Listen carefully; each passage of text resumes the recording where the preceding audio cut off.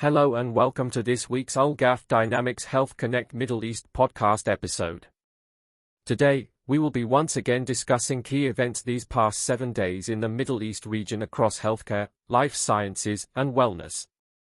Areas that are not only important to the Middle East population, but to the respective ministries, organizations, hospitals, healthcare providers, pharmaceuticals, biotech, and wellness groups. You will hear trends, insights, and the latest developments across the Middle East region for the week leading up to July 17, 2025. As always, our information is drawn from regional health ministries, pharma and biotech institutions, advanced data and news outlets coupled with our internal data gathering platform, HealthConnect Middle East.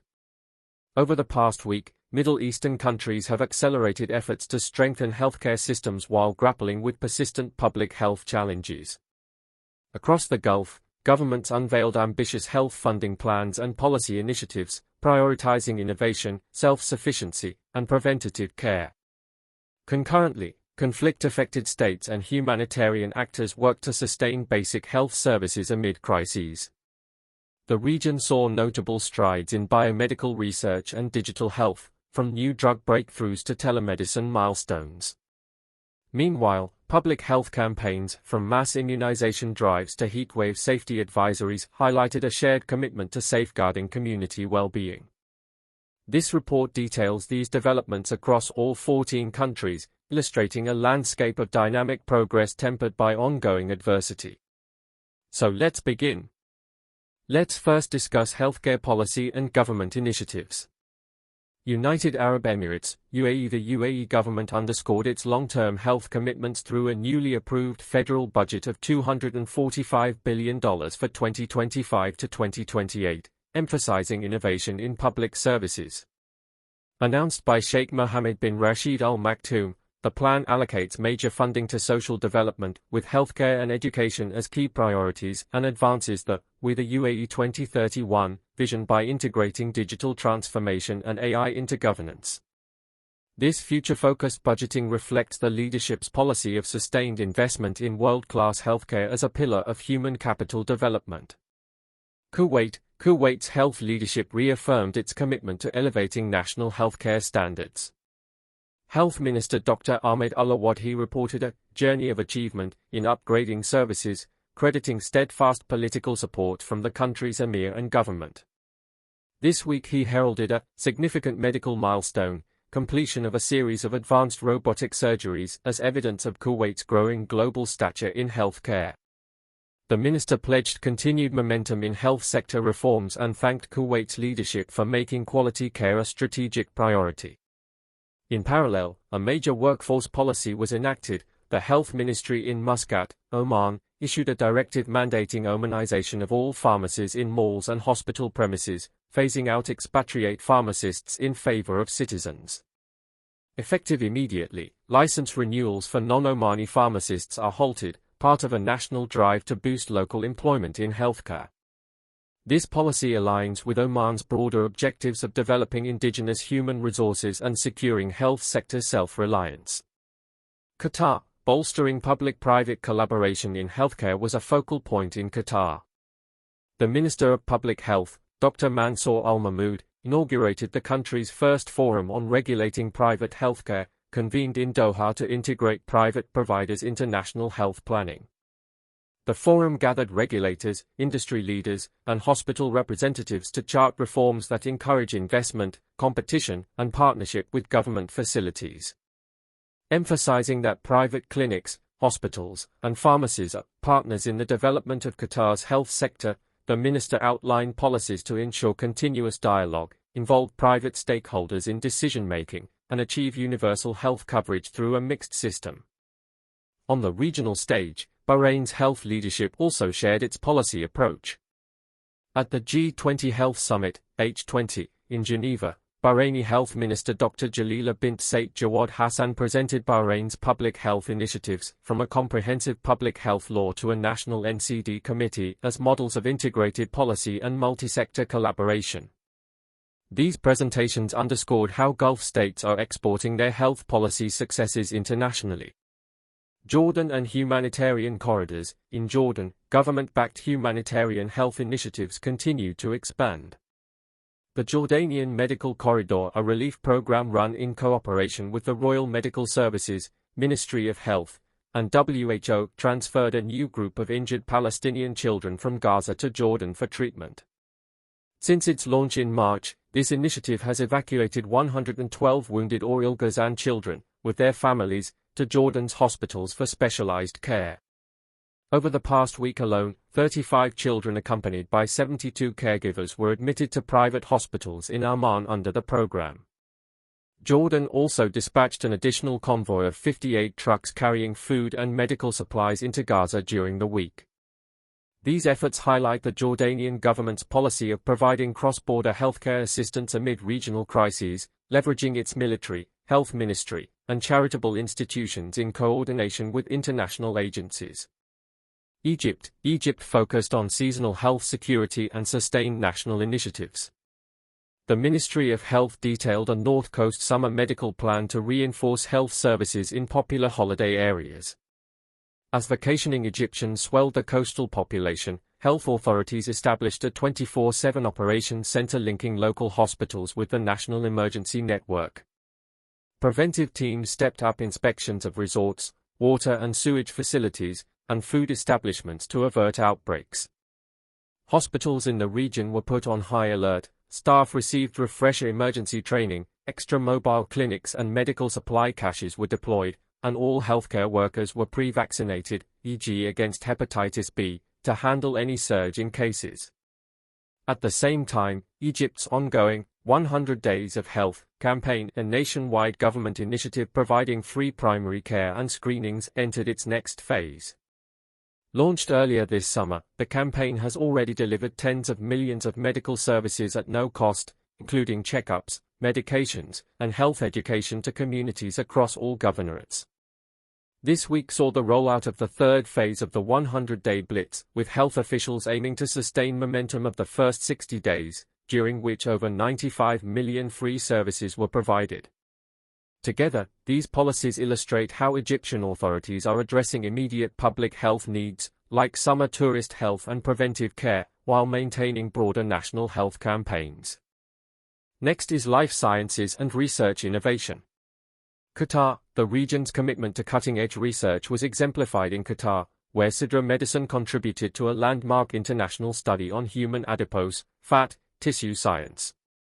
This week Sidra announced its role in a major paper published in Nature Metabolism, which mapped fat tissue at the single-cell level in humans and mice.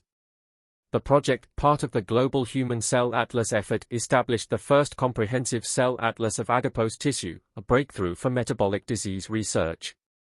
Sidra's scientists co-led development of standardized definitions and methodologies for studying fat cells, creating a reference that will accelerate precision medicine for obesity, diabetes, cardiovascular disease, and other metabolic disorders. Sidra's chief research officer hailed the landmark study as aligning fundamental biology with real-world health challenges, noting that insights from mapping fat at single-cell resolution will help researchers worldwide devise better treatments for conditions affecting millions. Qatar's investment in such collaborative biomedical research reinforces its status as a regional science hub driving innovation in life sciences. Regional collaboration has also been key in public health research and innovation across the Middle East. In Syria, for example, the Ministry of Health, with support from WHO, convened experts in Damascus to set national health research priorities, aligning research agendas with urgent public health needs in a post-conflict context. And in Bahrain, academic partnerships are strengthening research capacity. Earlier this year, WHO signed an MoU with the Royal University for Women to advance studies in women's health and health systems, part of Bahrain's push to foster evidence-based policy. These initiatives, along with others in the region, illustrate a trend of leveraging research and data to inform healthcare improvements. From mapping human cells to prioritizing health studies, Middle Eastern institutions are increasingly engaged in scientific innovation to solve local and global health problems. Let's now speak to biotech and pharmaceutical developments. Saudi Arabia. Ambitious strides in biotechnology were evident in Saudi Arabia's ongoing drive to become a global biopharma hub. The Health Ministry highlighted progress under the National Biotechnology Strategy 2040, a roadmap launched by Crown Prince Mohammed bin Salman to achieve health sovereignty through biotech. As part of this vision, Saudi Arabia showcased its growing biotech ecosystem on the world stage. A large Saudi delegation participated in the BIO International Convention 2025 in the US, reflecting the kingdom's emergence as a key global player in genomics, vaccine production, and health tech aligned with Vision 2030. Officials reported that Saudi scientists and enterprises are now advancing precision medicine, gene therapies, and localized vaccine manufacturing, aiming to reduce reliance on imports and address diseases like cancer and diabetes with homegrown innovations. Notably, the Ministry of Health launched a dedicated biotech accelerator in partnership with a global incubator, Biolabs, to nurture Saudi biotech startups, signaling an effort to translate research into commercialized cures. These developments, supported at the highest levels of government, underscore Saudi Arabia's determination to position biotechnology at the forefront of its healthcare and economic future. Iran also reported major achievements in pharmaceutical innovation aimed at self-sufficiency. The health minister announced that Iran has begun domestic production of 23 new essential drugs and vaccines, a significant expansion of its pharmaceutical industry. Among these are critical vaccines, including for HPV and a pentavalent childhood vaccine, and medicines targeting cancer and other priority conditions. This move is part of a national strategy to reduce import dependence and enhance Iran's healthcare resilience. This production start is just the first step. We aim to fully meet internal demand, the minister said, framing the initiative as both an economic and public health milestone. Iran is concurrently developing the Barkat pharmaceutical town as a hub for drug manufacturing and has plans for large-scale production of cancer medications in the near future. Taken together, these efforts signal a strategic shift towards pharmaceutical independence and innovation, enabling Iran to conserve foreign currency and build domestic expertise in drug development. Bahrain and advanced therapies. In Bahrain, the week's hospital news highlighted the impact of cutting-edge therapies.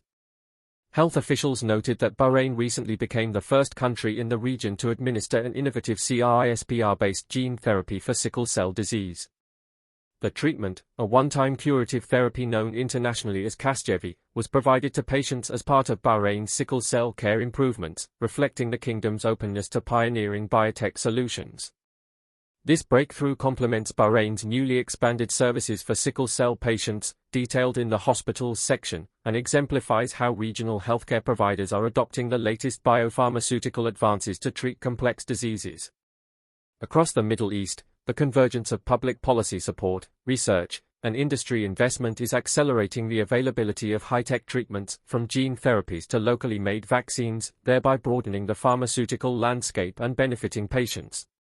Now we discuss public health challenges and disease outbreaks. Polio and Child Health Regional Alliance, a concerted regional push to tackle stubborn public health challenges, took place as the WHO's Regional Health Alliance, RHA, convened in Cairo. High on the agenda was the persistently high maternal and child mortality in parts of the eastern Mediterranean, and the risk of resurgent diseases like polio. The RHA, a platform of 18 UN agencies, brought together priority countries, Afghanistan, Pakistan, Somalia, Sudan, Djibouti, and Yemen, to accelerate action towards the health-related SDGs. Alarmingly, recent data show 85% of under 5 deaths in the region occur in just 6 crisis-affected states, including Yemen, and their maternal mortality rates range up to 563 per 100,000, among the world's highest. Alliance members discuss scaling up evidence-based interventions, like WHO's Every Woman Every Newborn initiative, to close these gaps. A top priority is boosting immunization coverage to reach zero-dose children who have not received even basic vaccines. Polio eradication efforts were another focal point. Although wild polio remains endemic only in Afghanistan and Pakistan, conflict and instability have left millions of children in Yemen, Sudan, and Somalia with no routine immunizations, risking outbreaks of polio and other diseases. The RHA meeting stressed that the recent decline in wild polio virus cases in early 2025 provides a critical 6 to 12-month window to finally halt transmission, provided vaccination and surveillance are intensified in the remaining reservoirs. Across the region, agencies are now renewing commitment and investment to tackle these public health challenges in a more integrated, emergency-oriented manner. Gaza, Palestine, conflict health crisis. In Palestine's Gaza Strip, a devastating humanitarian health crisis continued to unfold under active conflict. Hospitals in Gaza are under severe strain after months of military assault, facing critical shortages of fuel, medicines, equipment, even blood for transfusions. During the reporting period, Gaza's emergency departments and field hospitals were overwhelmed by trauma casualties, with bed occupancy soaring past 100%. Many facilities have been forced to convert regular wards into makeshift ICUs to cope with the influx of war wounded, often without adequate infection control measures. Patients are left waiting on gurneys in hallways and even stuck in operating theaters post-surgery due to lack of recovery beds.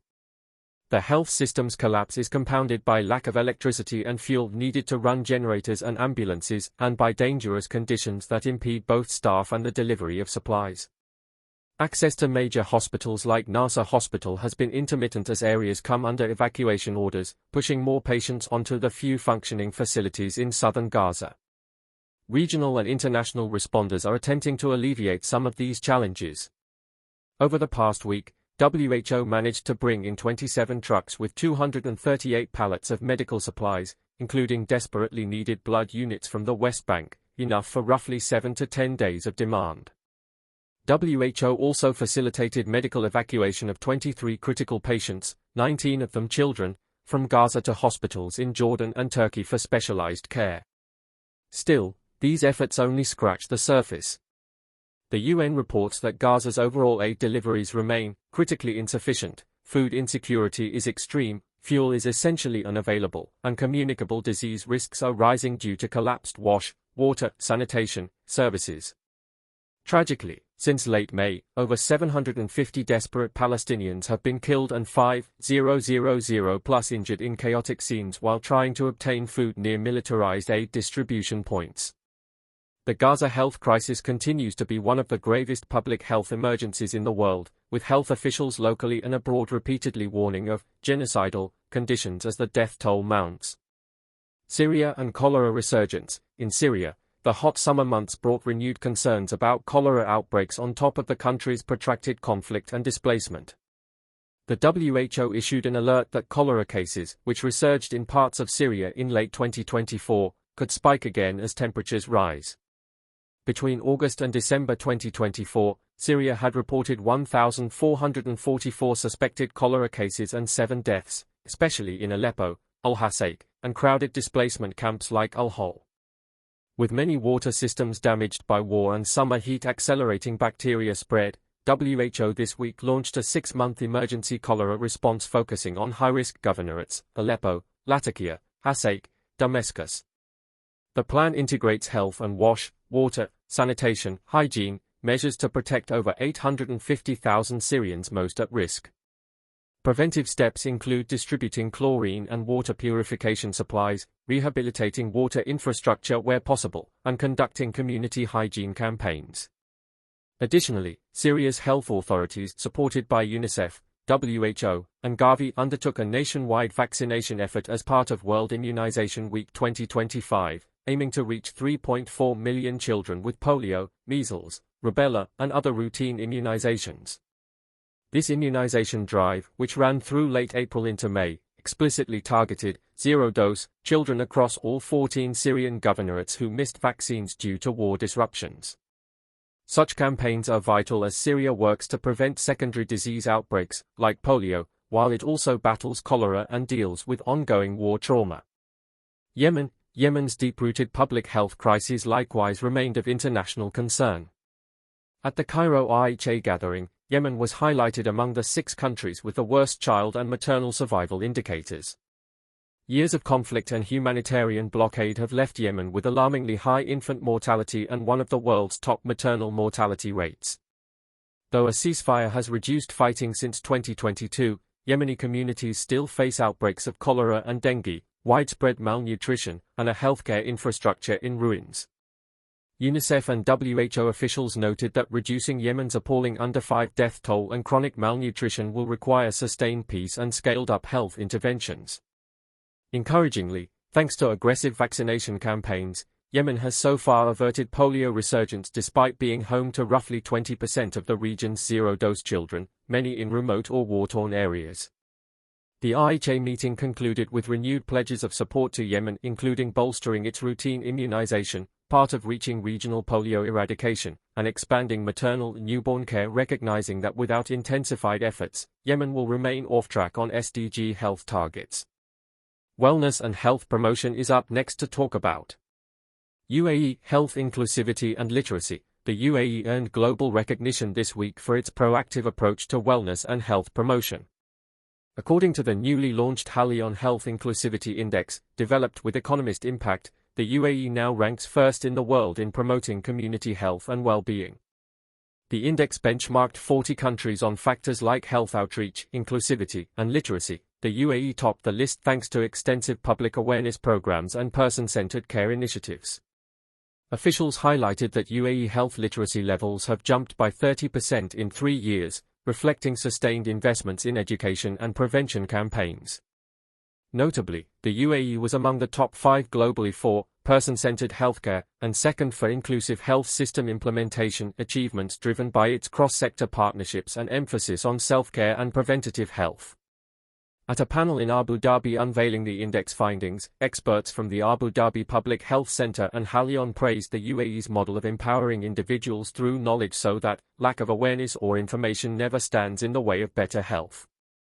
The country's outreach strategies, from nationwide wellness screenings to digital health education platforms, were cited as best practices in building healthier communities. This top ranking underscores how the UAE's steady focus on wellness promotion, as part of its 2031 vision, is yielding tangible outcomes in population health and has set a standard for others. Heat and pilgrimage health campaigns. With summer heat soaring, governments launched targeted health promotion campaigns to protect the public. In Kuwait, the Ministry of Health's Health Promotion Department rolled out a nationwide awareness drive linking climate change to personal health. Branded, "Enhance Your Health with Climate Change," the campaign kicked off on July 10 at a Kuwait city mall, advising citizens how to stay safe amid extreme heat and worsening dust storms.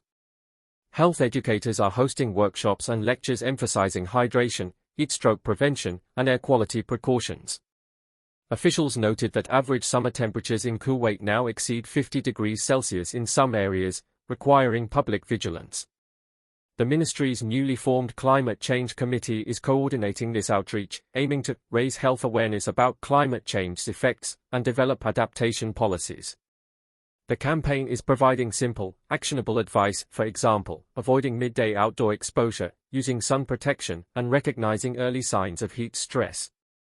By engaging youth and communities in these messages, Kuwaiti authorities hope to foster a culture of preparedness as climate-related health risks mount. In Iraq, health officials in Baghdad mounted a seasonal campaign to safeguard millions of Shia pilgrims converging for the Holy Ashura commemoration. The Baghdad Kark Health Directorate launched a special Ashura health awareness campaign in early July, timed with the peak of the pilgrimage. Healthcare teams from the primary care sector fanned out to crowded procession areas distributing leaflets and offering guidance to worshippers. The campaign's messages focused on hydration and infection prevention, crucial in the scorching Iraqi summer and densely packed gatherings. Pilgrims were urged to drink plenty of water, with daytime highs above 40 degrees Celsius, and to wear face masks in the throngs to guard against respiratory infections. By promoting these simple measures, the Kark Health Department aims to ensure that devotees can participate in Ashura rituals safely, minimizing incidents of heat exhaustion or communicable disease spread during the mass event. This initiative follows Iraq's successful health management of June's Hajj pilgrimage, after which authorities reported zero epidemics among Iraqi pilgrims due to robust preventive steps, including pre-travel vaccinations and the deployment of medical teams, taken in coordination with Saudi counterparts. Both Kuwait's climate health campaign and Iraq's pilgrimage safety outreach demonstrate how Middle Eastern health agencies are proactive in educating the public and averting seasonal health threats, whether environmental or event-related. Community wellness efforts. Across the region, numerous other health promotion activities are underway. In Saudi Arabia, for instance, the Ministry of Health celebrated the conclusion of a safe Hajj season earlier in July, noting that over 1.47 million preventive services, such as heat stress checks and infectious disease screenings, were delivered to pilgrims at entry points and holy sites. Public health teams and volunteers worked around the clock to ensure no outbreaks occurred among the 1.8 million attendees, an outcome the health minister attributed to interagency coordination and the success of awareness campaigns urging pilgrims to stay hydrated and practice good hygiene. In Lebanon, despite economic turmoil, NGOs and community groups are promoting wellness by addressing mental health stigma and encouraging healthy lifestyles, part of the Healthy Beginnings, Hopeful Futures national campaign launched on World Health Day 2025. And in Oman, government hospitals and local clubs have been organizing summer fitness programs, like evening walking groups and diabetes prevention workshops, to keep citizens active safely despite the heat. These diverse initiatives, whether large-scale or grassroots, reflect a shared understanding that promoting well-being and prevention is integral to the region's health strategy. From fighting lifestyle diseases through education to protecting vulnerable groups during climate extremes, Middle Eastern nations are increasingly prioritizing wellness and health promotion as a foundation for healthier societies. Always developing is our next area, digital health innovation. Telemedicine and remote care. Digital health solutions continue to gain traction as countries leverage technology to expand access and expertise. A breakthrough in remote robotic surgery was achieved in Kuwait, showcasing the potential of telesurgery. On July 16, Kuwaiti doctors performed a complex prostate cancer surgery using the Medbot robotic system controlled from 5,000 kilometers away in France. In this landmark operation, broadcast live to an international surgeons conference, a senior Kuwaiti surgeon in Strasbourg remotely operated robotic instruments at a Kuwait hospital, successfully removing a patient's cancerous prostate with precision. The procedure was the 9th such remote surgery completed in Kuwait in the past 6 months, as local teams led by Dr. Saad Al-Dosari pioneer telerobotics to overcome geographical barriers. The health minister, who attended the live demonstration, said this innovation highlights the capabilities of Kuwaiti medical professionals on the international stage, and reiterated the ministry's commitment to adopting cutting-edge technologies to improve care. These remote robotic surgeries, some previously performed from as far as Shanghai, are placing Kuwait among global leaders in telemedicine and have earned praise from the country's leadership for expanding specialist care capacity at home. Virtual health services. The integration of virtual care was also evident in Saudi Arabia's management of the Hajj pilgrimage through telehealth. The Saudi MOH revealed that its new Seha virtual hospital played a key role during Hajj 2025, delivering over 10,400 teleconsultations to pilgrims and on-site medics across the holy sites. This massive telehealth effort allowed specialists in Riyadh to remotely support clinicians in Mecca and Medina, enabling timely evaluation of complex cases without transferring patients. From heat stroke to cardiac issues, thousands of pilgrims received expert care via video and connected devices, exemplifying how digital health networks can extend medical reach during mass events. The success of Seha Virtual Hospital, which operated 24/7 during Hajj, has encouraged Saudi officials to further invest in telemedicine for everyday care, particularly to connect outlying regions with urban specialists. Additionally, countries like the UAE and Bahrain are implementing electronic health record (EHR) systems and AI-driven triage tools in hospitals, as part of broader e-health strategies outlined in their budgets and health sector plans. The UAE's federal budget, for example, explicitly targets advancing digital transformation in healthcare delivery alongside AI adoption. These initiatives promise more integrated, data-driven care, from AI-assisted diagnostics to nationwide patient portals. Health system digitization. In Lebanon, a notable digital health milestone was achieved with international assistance. WHO and the EU partnered to upgrade Lebanon's central medical warehouses with a digital logistics management system, LMS, to better track and distribute vital supplies. As of July 3, the main Quarantina medical warehouse in Beirut has been outfitted with new ICT hardware, laptops, printers, networking gear, and integrated into an electronic stock management platform linking warehouses and hospitals. This modern LMS allows real-time inventory monitoring, streamlined communication between facilities, and data-driven decision-making for supply chain efficiency. Given Lebanon's fragile healthcare system and frequent drug shortages, this digital overhaul is a critical step toward transparency and resilience. EU funding is training health ministry staff to effectively operate the system, ensuring timely, accurate data entry and improving coordination between the Quarantina hub and regional storage sites. Health officials noted that such digital tools are most needed now to boost accountability and prevent stockouts in an economically strained system. The successful launch of the LMS is being held up as a model of how coordinated international support can lead to sustainable improvements in public health infrastructure. Other countries are pursuing similar digitization. Oman, for instance, is in the process of implementing a national electronic health record, and Egypt is expanding its telemedicine pilot programs for rural areas. Across the region, the momentum behind digital health innovation is clear. Governments and partners are embracing technology to enhance care delivery, connect patients with providers, and manage health resources more effectively. Let's now talk about the hospital developments. Bahrain, 24/7 sickle cell care. Bahrain made a significant improvement in hospital services for genetic blood disorders this week. The Government Hospitals Administration announced that the Hereditary Blood Disorders Center, HBDC, at Salmania Medical Complex in Manama has transitioned to round-the-clock operations for the first time. The move to a 24/7 model, implemented on July 13, was driven by a surge in sickle cell anemia cases requiring urgent care at all hours. Previously, patients suffering nighttime sickle cell crises often had to endure dangerous delays. Now, with dedicated staff and an emergency pathway exclusively for sickle cell patients, those experiencing acute pain episodes or complications can receive immediate treatment day or night.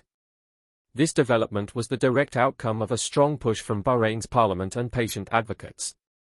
Back in January, MPs led by Dr. Mariam Al-Dain passed a proposal mandating improved emergency care for sickle cell, citing the constitutional right to healthcare. Health officials say the expanded service is already reducing ER congestion and saving lives.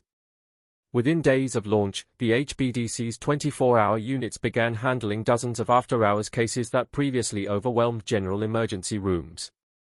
The CEO of government hospitals, Dr. Al-Jalama, lauded the change as improving response times, cutting waiting periods, and ensuring high-quality care that meets patient needs. Sickle cell advocates in Bahrain welcomed the advance, calling it a significant boost in healthcare standards that demonstrates continued support for those with hereditary conditions. Coupled with Bahrain's pioneering use of gene therapy for sickle cell, noted in biotech above, the 24/7 center positions Bahrain as a regional leader in comprehensive sickle cell management. Oman New Rehab Hospital. Oman expanded its healthcare infrastructure with the opening of a specialized addiction treatment and rehabilitation center in Muscat. The Muscat Rehabilitation Center in Al-Amarat district was officially inaugurated on June 30, filling a critical gap in the country's mental health and substance abuse services. Built at a cost of about 3.4 million Omani rials, almost equal to $8.8 million, with funding from a public-private partnership, Petroleum Development Oman and Al-Ghaf Foundation, the center offers a full spectrum of drug rehabilitation care. It has 5 inpatient wards with 130 beds, 96 for men, 34 for women, and dedicated units for detoxification, short-term psychiatric rehab, compulsory court-ordered treatment, and long-term recovery. The facility also houses outpatient clinics, a pharmacy, labs, vocational training rooms, and recreation spaces to support patients' reintegration into society. At the opening ceremony, Oman's Health Minister Dr. Hilal Al-Sabti emphasized that this project aligns with Oman's Vision 2040 goals of strengthening health services and addressing emerging wellness needs. The center's program offers a structured pathway, initial medical stabilization, detox, followed by psychological therapy and skills training to help recovering individuals lead normal and healthy lives post-treatment. Community leaders hailed the center as a model of multi-sector cooperation. The public sector, private donors, and NGOs, like Al-Ghaf, all contributed to establish what is effectively Oman's first comprehensive public rehab hospital. With addiction rates rising regionally, Oman's new hospital is an important step in recognizing addiction as a treatable health condition and providing long-term support to patients and families. Syria Idlib Health Facility reopens. In war-torn northwest Syria, a bit of positive hospital news emerged. A major public health center in Ma'arat and Numan, South Idlib, reopened after years of closure due to conflict. The facility, rehabilitated with support from Gavi and the WHO, began operations on May 25 and within its first week provided over 1,800 patient consultations.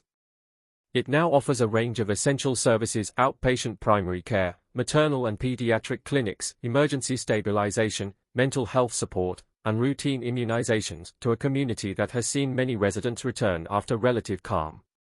Local officials called the center's opening an important step in rebuilding Idlib's devastated health infrastructure, noting that many families in the area had gone without accessible care for years.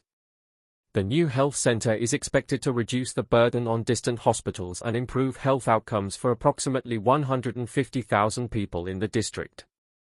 Its revival is part of a broader trend of targeted support to Syria's health system. Just a week earlier, a Saudi-funded shipment of WHO medical supplies arrived cross-border in Idlib, delivering surgical tools, kits, maternal health supplies, and chronic disease meds to facilities serving vulnerable populations. While Syria's health network remains fragile, these incremental improvements in hospital functionality are lifelines for local communities. Egypt and others. Hospital preparedness. In Egypt's North Coast tourist zone, hospitals were put on alert under the Summer Medical Security Plan, as noted in the policy section. Central hospitals such as Marina Central had their stockpiles of medicines, vaccines, and supplies boosted with a backup storage site established on campus to ensure readiness. Mobile clinics and even a dedicated women's health screening van were stationed in resort areas to extend services to vacationers. Hospitals also added evening clinic hours to handle the extra patient load from holiday traffic.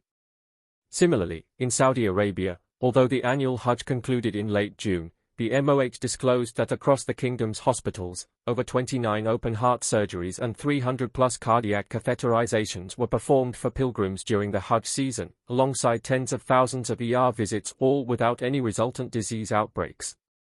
The seamless execution was attributed to surge capacity planning in Mecca and Medina hospitals, including temporary wards and tele-ICU support from Seha Virtual Hospital, and the integration of all Hajj health services under a single command center. Meanwhile, in the West Bank, Palestine, public hospitals and blood banks engaged in emergency preparedness drills as the war in Gaza threatened spillover effects. The Ministry of Health in Ramallah even ran a blood donation campaign to collect 3,000 units for shipment to Gaza's depleted hospitals. These examples underscore that across the region, whether due to seasonal demand or humanitarian crisis, hospitals are continually adapting and bolstering their capabilities to meet population health needs. Finally, let's turn to population health management. UAE efforts to ensure broad access to care and improve health equity were highlighted in the UAE. Sharjah Charity International (SCI) announced it supported the treatment of 1,008 patients inside the UAE in the first half of 2025, spending about AED 26.6 million on medical aid. This philanthropic program, run through SCI's internal aid department in coordination with the health sector, funds surgeries, hospital bills, and medications for low-income residents who might otherwise forego care. The charity's executive director noted that easing the financial and health burdens on vulnerable families in this way is one of the most impactful initiatives, and reaffirmed SCI's commitment to the principle that healthcare is a right for all. Such initiatives complement government safety nets and help bridge gaps for expatriates and uninsured individuals, thereby enhancing overall population health outcomes. The UAE's top global ranking in the Health Inclusivity Index this week further reflects its success in engaging communities and extending health literacy to all segments of the population. The index report specifically praised the UAE's extensive outreach and inclusion programs, for example, mobile clinics and screening campaigns that reach remote areas, and cross-sector partnerships to educate groups like the elderly and those with lower health literacy. By continuously monitoring indices and outcomes, Emirati authorities are refining their population health management strategies to ensure that no one is left behind in accessing preventive or curative services. Bahrain, a data-driven approach to population health was evident in Bahrain, where a workshop was conducted, June 22 to 25, to enhance the country's national health survey analysis capabilities. Organized by WHO, the Ministry of Health, and Bahrain's Information and E-Government Authority, the training taught officials how to manage and interpret household health survey data using WHO's World Health Survey Plus tools. The aim is to generate reliable estimates of key health indicators such as disease prevalence, risk factor exposure, and service coverage that will feed into policy planning and SDG monitoring. By strengthening local technical expertise in survey analysis, Bahrain can more precisely track progress in areas like non-communicable disease control or maternal health and tailor interventions accordingly. Indeed, Bahrain has been proactive in population health initiatives, from early adoption of the WHO Healthy Cities program to making health insurance mandatory for all residents, including expatriates, to ensure coverage equity. Egypt's ongoing 100 Days of Health campaign, discussed earlier, is a flagship population health management effort. Since its launch earlier in the summer, the campaign has deployed thousands of primary healthcare teams nationwide to provide free services including screenings for hypertension, diabetes, vision and hearing checks for children, dental exams, vaccinations, and dispensing of essential medicines to all comers. In its first 76 days, the campaign delivered over 120 million medical services, an astonishing scale that reflects Egypt's wide population and the pent-up need for care. The Health Ministry reported that the campaign is improving early detection of chronic diseases and referring serious cases to hospitals for follow-up. For instance, millions of blood pressure and blood sugar tests have identified new hypertensive and diabetic patients who can now be managed before complications arise. The campaign also integrates public health education. Over 80,000 citizens have received health awareness counseling through community outreach teams as part of the initiative. This blend of mass screening, immediate treatment, and education is a textbook example of population health management on a national scale.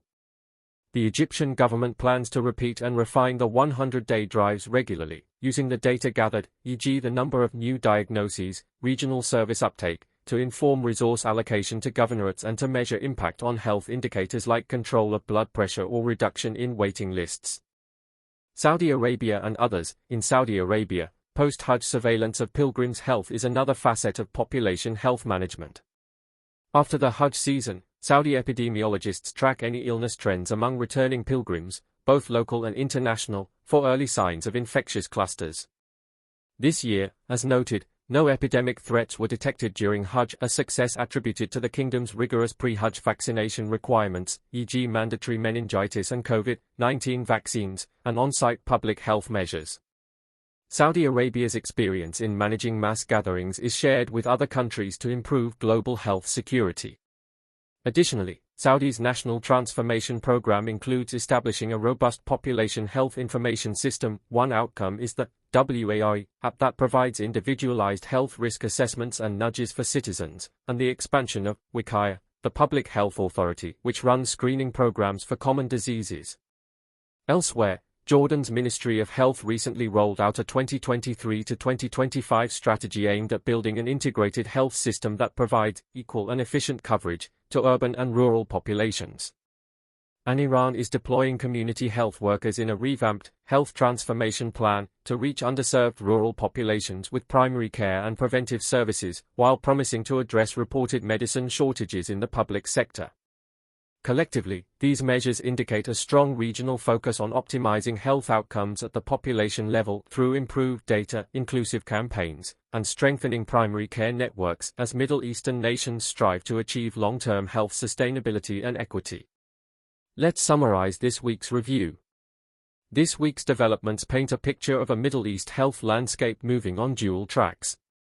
On one track, countries, especially in the Gulf, are racing forward, investing heavily in futuristic healthcare initiatives, embracing cutting-edge research, biotech, and AI, and pushing the envelope in service delivery through digital innovation and public-private partnerships. We saw the UAE double down on its people-centric vision by funding next-generation health technologies, Saudi Arabia and Iran advancing bold pharmaceutical agendas towards self-reliance, and Kuwait, Bahrain, and Qatar systematically upgrading policies to enhance quality and access. These efforts are underpinned by a recognition that healthy populations are the foundation for sustainable development, and they are increasingly backed by data-driven insights and international collaboration. The results are evident: the UAE's emergence as a global leader in health promotion, Kuwait's ability to perform world-first remote surgeries, and Bahrain's improvements in specialized care all signal a region on the cutting edge of health progress. Yet on the other parallel track, the region continues to grapple with acute humanitarian and public health crises that demand unwavering attention. The ongoing tragedy in Gaza exemplifies how conflict can decimate health systems, reversing decades of health gains and creating emergencies of unimaginable scale. Similarly, the enduring challenges in Yemen, Syria, and parts of Sudan and Somalia, malnutrition, disease outbreaks, and displaced populations remind us that large segments of the Middle East's populace remain extremely vulnerable. The responses this week, from the IHA's high-level meeting to Jordan's medical corridor and whose emergency deployments, show a determination to close the gap between the two tracks. Regional solidarity and international support are proving crucial. Arab nations are sharing resources, doctors, aid convoys, funds, with neighbors in need, and organizations like WHO, UNICEF, and NGOs are working across borders to reinforce local capacities, whether by delivering supplies to Idlib or vaccinating children in Aleppo. In the coming weeks, major trends bear watching. First, the scale-up of preventative health campaigns such as Egypt's 100 Days Initiative and Syria's immunization drive could significantly bend the curve on endemic diseases if sustained. Second, the institutionalization of digital health, telemedicine, e-health records, AI triage, is likely to accelerate, especially as pilot successes during Hajj and in national warehouses inspire broader adoption. Third, the region's biotech ambitions may yield new partnerships and local innovations. For instance, Saudi Arabia's biotech incubator could spawn startups that address regional health needs, like MENA-specific genetic disorders, and Iran's vaccine production could help immunize neighboring countries in the future. Finally, the trajectory of conflicts and political stability will greatly influence health outcomes. A fragile ceasefire or peace deal in Yemen, for example, would allow full re-engagement of health services and donor support, potentially averting famine and cholera resurgence. Conversely, continued or expanded hostilities, as in Gaza or Sudan, would deepen health catastrophes and strain the resilience of neighboring health systems absorbing refugees and casualties. Despite stark contrasts, a unifying theme this week has been resilience. From the highly developed Gulf states to the beleaguered Levant and Horn of Africa, health actors are striving to build resilience into systems and communities. Be it through modernizing infrastructure, training workforces, diversifying supply chains, or empowering individuals with knowledge, each country is seeking to fortify its health defenses against both present challenges and future uncertainties. The Middle East's health story this week is thus one of both hope and hardship. Remarkable innovations and policies promise a healthier future, even as urgent humanitarian work continues to save lives today. With sustained commitment, regional cooperation, and international solidarity, the gap between these two realities can gradually be closed, ensuring that the benefits of development and wellness reach all corners of the Middle East in the weeks and years ahead.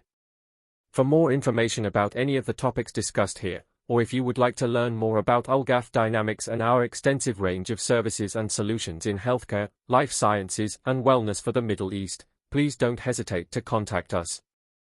Visit us at our website or email us directly. Additionally, scan our QR code for all our links. Thank you for listening and see you next week.